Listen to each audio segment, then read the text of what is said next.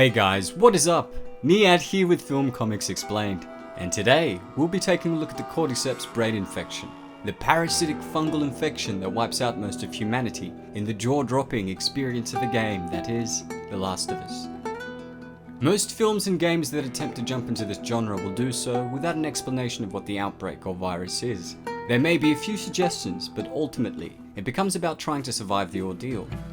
What makes The Last of Us stand out is that the outbreak is grounded in science, drawing inspiration from the real-life fungi known as Cordyceps. What's notable is that most of these fungi appear to be parasitic to mainly insects and other arthropods, as seen on BBC Earth. Spores from the Cordyceps infect the ants and begin controlling their minds, directing them to move above the ant colony. Once the Cordyceps has found its desired position, it erupts from the ant's head, dropping more spores below onto the unsuspecting colony. Cordyceps fungi are in essence a group of organisms that live in the bodies of other insects and arthropods, as mentioned earlier, which means they are essentially a parasite. In the game, we saw the Cordyceps operating in the same manner, changing the behavior and actions of its hosts to get the desired result of spreading the infection further. In The Last of Us, it is reported that crops from South America containing a mutated strain of the infected Cordyceps fungus was responsible for the rise in people getting sick. Within months of the infection's outbreak, 2/3 of the world's population was either dead or infected by the Cordyceps fungus. The infection was essentially capable of spreading through bites and scratches, as well as from the inhalation of airborne strains, although there were a handful of people who were fortunate enough to be immune.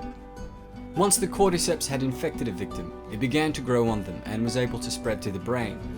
While the fungus infects the brain, it grows mycelium inside the brain tissue, which slowly kills the brain cells, erasing connections to memories and higher brain functions, driving them insane in the process.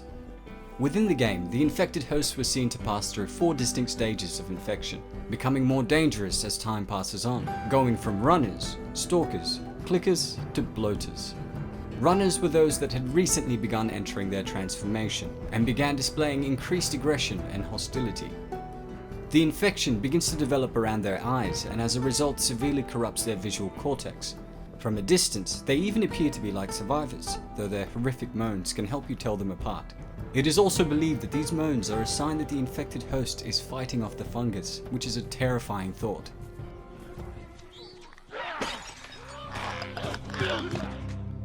Stalkers are the second stage of infection and mark the beginning of fungal growth on the head and face. As the host's ability to see is reduced significantly, we notice that they develop a rudimentary form of echolocation, which makes up for the lack of sight. This is essentially a biological form of sonar used by animals such as bats, dolphins and whales, who emit sounds out to their environment and listen to the echoes being called back to them from various objects. Upon spotting a victim, stalkers will take cover and approach with discretion until they get close, where they begin to aggressively attack their victims. A year into the infection and we reach the clickers, which are the third stage.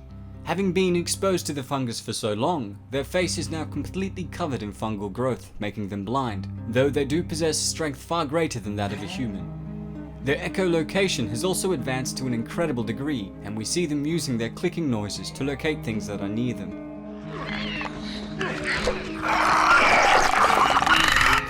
Around a decade into the transformation, we find the rarest and most dangerous stage of infection, the bloaters.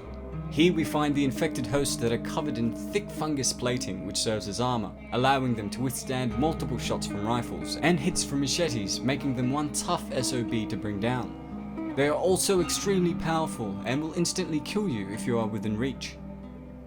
Much like the Cordyceps witnessed in real life, if the infected host dies, their body grows fungal projections capable of releasing infectious spores. In an interview about the Cordyceps fungi, David Hughes, a professor of entomology and biology at Penn State University, deconstructed the premise of Cordyceps mutating into a strain that is capable of infecting humans, and said it's not as far-fetched as we may think. Hughes cited the fact that around 60% of diseases that we face as humans have jumped from animals at one stage. AIDS is one of these diseases which was able to jump from chimpanzees, where it's not particularly virulent or dangerous, to humans, and has claimed some 35 million lives. The 1918 bird flu, which occurred after the First World War, is another example. This was the deadliest pandemic in modern history and had infected around 500 million people, which was a third of the population at the time.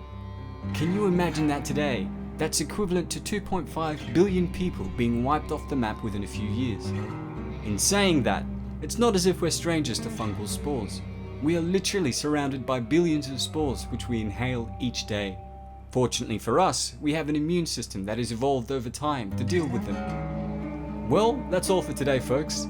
I was getting daily requests from you guys to cover The Last of Us, and was happy to put this together for you. As always, it's been a pleasure.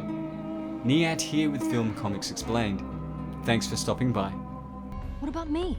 You stay here. This is so stupid. We'd have more of a fucking chance if you let me help. I am.